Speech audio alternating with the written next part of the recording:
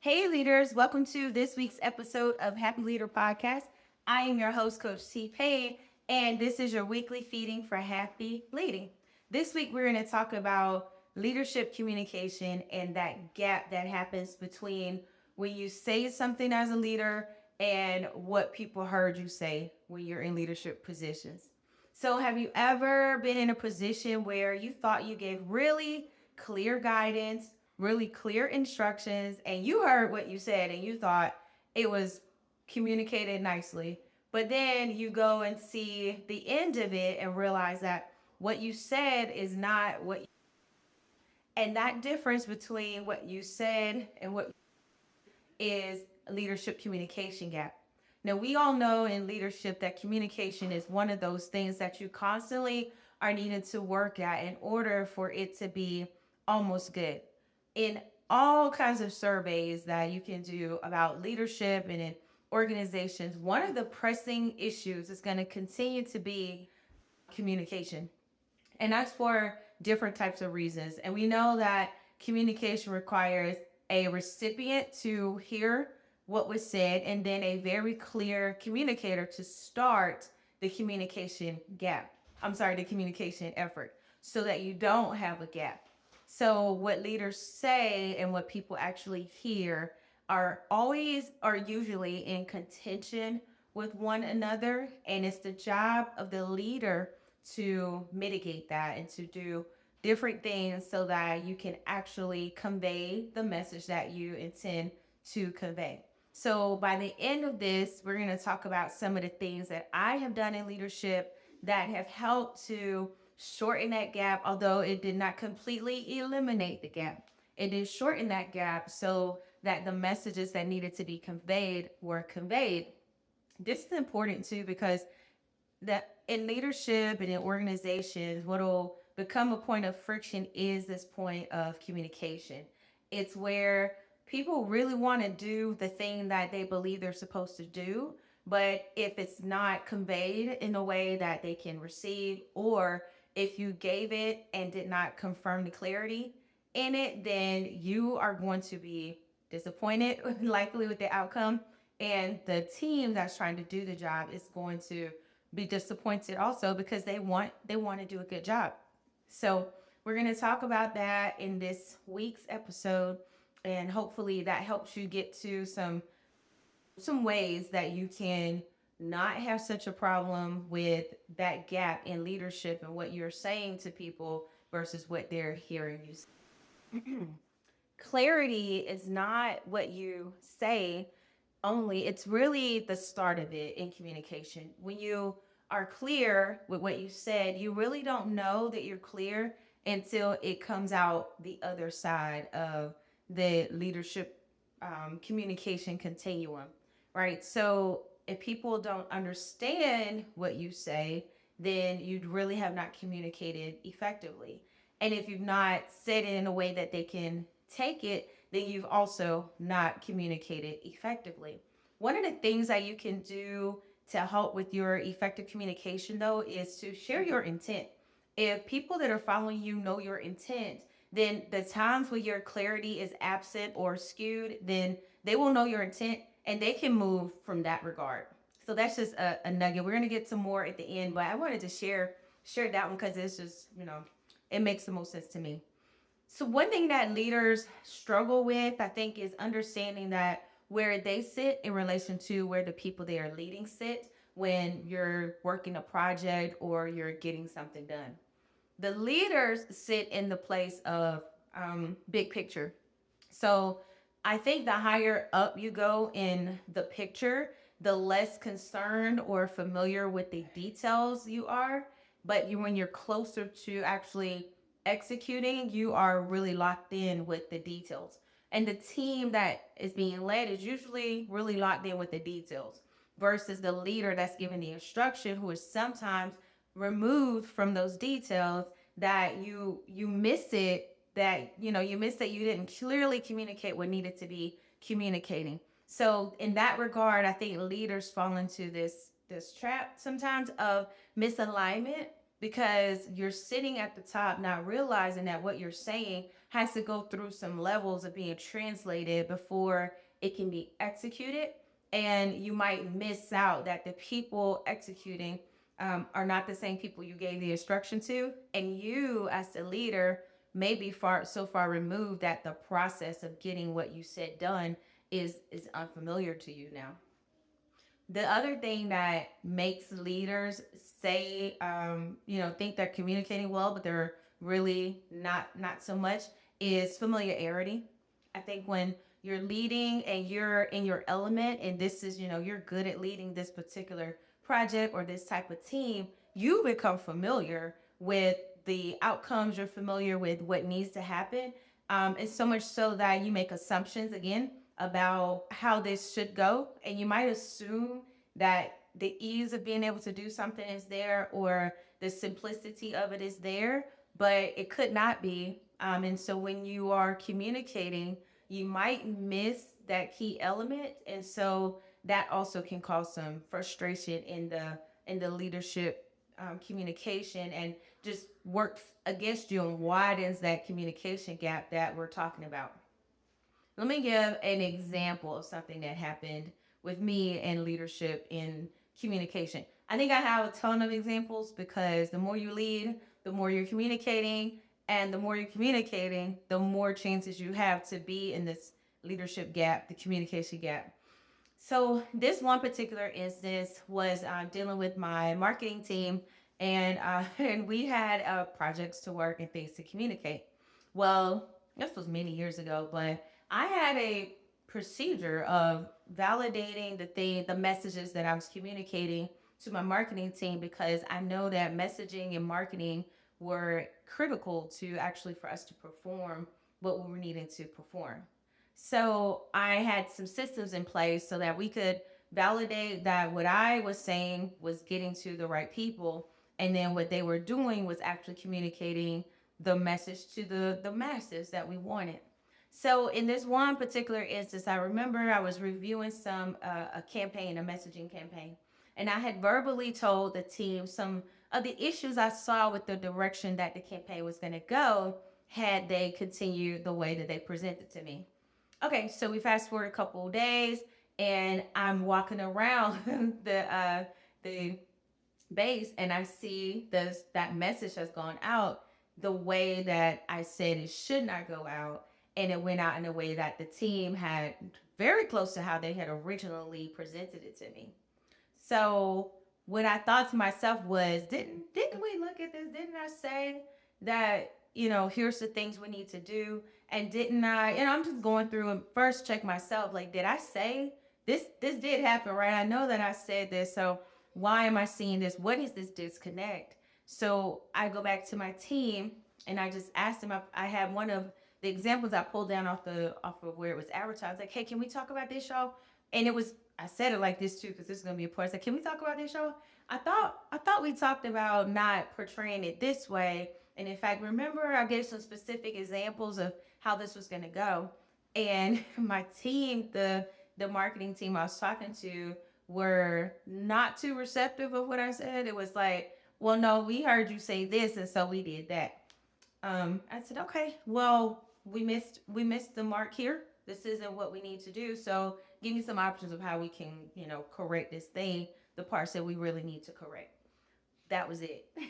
So here's the side note. That conversation, when we talk about making sure that the message you give is the message you receive, right? This is that leadership communication continuum that I mentioned. The message that got back to me from that interaction with the team was, she came in here and yelled at us for misspelling word. We misspelled a word. And so the person communicating that to me was a trusted advisor. And so I was just like, that's not what happened. Like, one, I didn't yell, right? I'm not going to yell. I'm not yelling at work, like, about anything, really. And then secondly, that's not what happened. It's just simply not what happened. So that part of the miscommunication where, in order for me to know what I gave was what I'm getting back, it failed on that regard too, because they took what I said in a way, and the way that they received it is not the way that I intended to give it, both in the direction and the correction, right? So I think it happens with all teams that you have miscommunication, and it can easily happen when you don't have systems in place to further say what you're saying, and when you are not doing what you need to do as the leader to go out and make sure that again what you're giving is what is coming back to you, so that you know how to adjust the way you communicate, and that you know what's working so you can repeat the things that are working.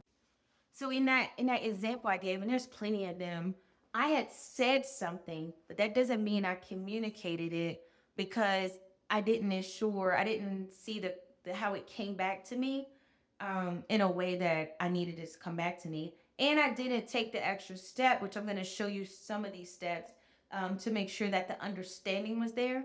Because just because my team was nodding, in agreement as if they heard me, it doesn't mean that they really got what I was saying. It could have been a lot of other things. They could have just been wanting to get out of that situation. They could have been preoccupied with something else. They could have just been ready to just say something so I could stop telling them what I was thinking and so they could move on to something else. So it could have been a number of things. But the reason why I want to make sure that in organizations we communicate well is because the miscommunication and the bigger that gap is in our communication tactics, the more we're going to waste people's time, right? So you have two big things for me when you are leading people and communicating. When you don't do that well, you have a lot of rework and a lot of inefficiency, and that to me will frustrate an organization because you're pulling on very necessary resources for something else to repeat something that you could get right in less time if your communication gap is lessened. And I think the other thing it does when you have this miscommunication is that your team hesitates to move forward. It hesitates to make decisions. They hesitate to bring things to bear because miscommunication will come with some fallout that will just slow your team down. It will bring more frustration, and it makes the uncertainty in your team kind of start to rise up, where now you're going to be doing more hands-on and more involvement, and that can lead to micromanagement, and you're not after any of that with your team. So I want to talk about some of the things that have worked from my leadership experience to help mitigate the gap. I don't think the gap can be totally erased, even with the best of communication tactics. But there are a few things that I have found to be helpful when you are the one responsible for relaying the message in a way that people can receive it, and more importantly, so they can get to it, the thing that you have for them to do. So, one I mentioned earlier, I'm just going to capitalize a little bit on that, and it's sharing your intent with your team as early as you can. This means that you will be vulnerable because you're going to have to expose some of the behind the scenes of yourself in order for your team to know you a little more, so then they can know your intent. Sometimes that this has been helpful for me is when I've been absent. A decision needed to be made, and it's about something, we need to go this way, the other way. Both ways are good, but we don't know exactly what the commander or what she will want us to do. And so they chose something, but they chose in line with the intent that I had already portrayed. And so the decision they made was fine. Another thing that I think will help with the communication gap is you yourself, as the leader, bring the message to the people you intend to hear it. I did this a couple times, and I think I've talked about this before, but in command, in the military, we have commander's calls. And so those calls can be time consuming for the people who have to go to it. I want to say get to go to it because I like to think that you want to hear what your leaders have to say, but I also know people are busy trying to do the last thing their leaders told them to do.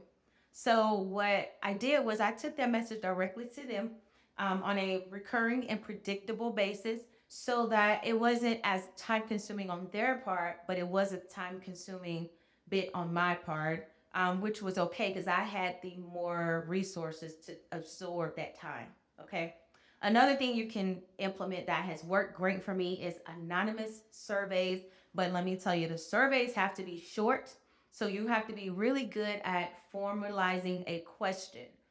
I used surveyplanet.com, not SurveyMonkey, because those weren't anonymous. I think I got that right. But people will say things anonymously that they will not say any other way.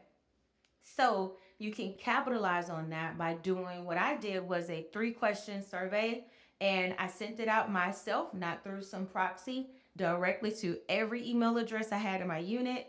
And I let them know this is anonymous. It's 3 questions. The first one is, one of the question is, do you want to speak to me about this issue? So really it's 2 questions for me to get a good sense of, is what I'm trying to create here, what I'm saying, is it getting to the people that I want it to get to the way I want it to get to them? And let me tell you, there's been so many wins that I've been able to achieve in organizations by those anonymous surveys. Um, I could do a whole episode about just that, the anonymous surveys, and how it multiplied my ability to build a culture in my team. Unfortunately, it resulted in some people being let go from their positions, but those things were necessary to keep the culture. Another thing you can do is ask people, right? So if you're leading, I'm assuming that you're doing a good job at being involved with your people and you're in the mix wherever they are. So there's nothing stopping you from asking them, hey, did you see that? Did you see this policy? Or do you know what our expectation is for this? You can ask directly like that, or you can ask in more roundabout ways as long as you keep it as less awkward as possible. But if you're already in the mix with your people and you're already around them, then it ought to be natural. It's a natural flow in the conversation to say, "Did you see that last thing, or do you know what what you should do if this happens?" Just asking and finding out directly from your own self what people are hearing about what you're portraying in the organization. And this one is a big one too. If you want to shorten the communication gap that leaders often face in leading teams, this one was gonna it's gonna help you for years and years and years. It is repeat, repeat, repeat. If it's important enough, you say it as many times as necessary for your team to really hear you saying it. I found that in leadership, I repeated myself more than um, any other time I could think of, besides parenting. I think in parenting, that's a leadership position too, and you are constantly repeating yourself because it's important that what your child understands and what your teammates understand is conveyed. And so that the price of that is that you have to say it, and say it.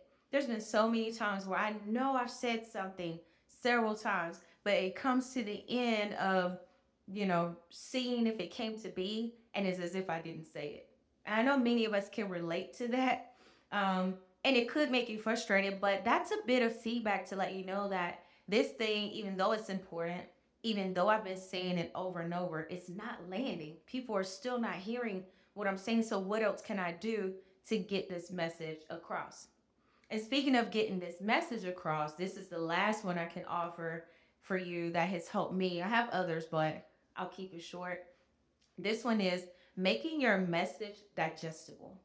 So, especially in something like giving a vision or a mission or something strategic, high level, giving a projection of where we're going as a family, as a team, as an organization, making it digestible will help shorten the gap because people will get behind it. And you know that you see this in marketing all the time when you know the logos to your favorite companies, or like their mottos, for all these different businesses. They do it, and I don't know why they do it, but I'm just offering to us that when you make your message digestible, then it's more likely that people that you're conveying it to will take it in, they'll remember it. One of the cool ways that I was able to do this in one position was in command in Korea. I was responsible for a unit there, a very large unit, and it was English, primary English speakers and primary Korean speakers. And so I wanted to really drive in that we were all one team.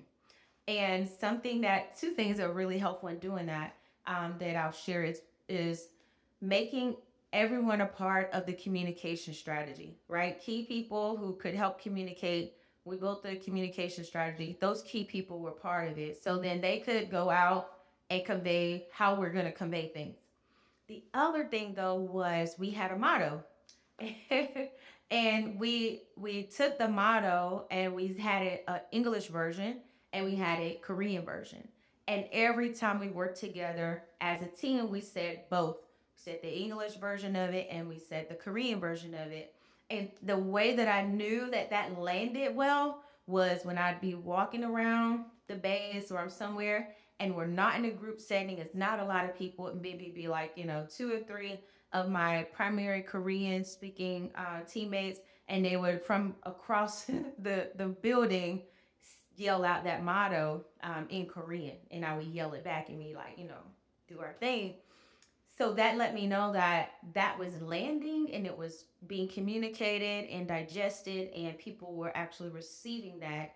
And so, as we're talking about the leadership communication gap, and we're thinking about ways to essentially shorten that gap or lessen the effects of that gap, it's a good time for us to pause as leaders.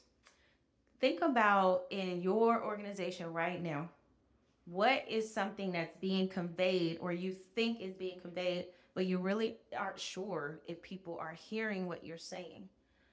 I want you to be objective and think about that, because there's probably, if you're leading and the bigger the team you're leading, the more complex of a team you're leading, then the greater the chances are that you have a gap. And if you're not going to stop and check for a communication gap, then I can almost assure you that that gap is widening and widening. And at some point, you're going to feel the effects of that in the organization. So, as leaders, I think it's important for us to pause and just consider, is there a place where I believe I've been clear in policy, in instructions, in direction, in communicating my intent? I think I've been clear, um, but I don't know for sure. And it's too much at risk for my team to not be certain of what I said for me to not stop and think. And if you do some of that evaluating, you can tell and confirm if it is the case that you have some place where you could be a little bit more clear, or at least where you can confirm that, yes, I have given a message, yes, it is clearly conveyed, and yes, the people are doing what I expected to be done as a result of what I communicated.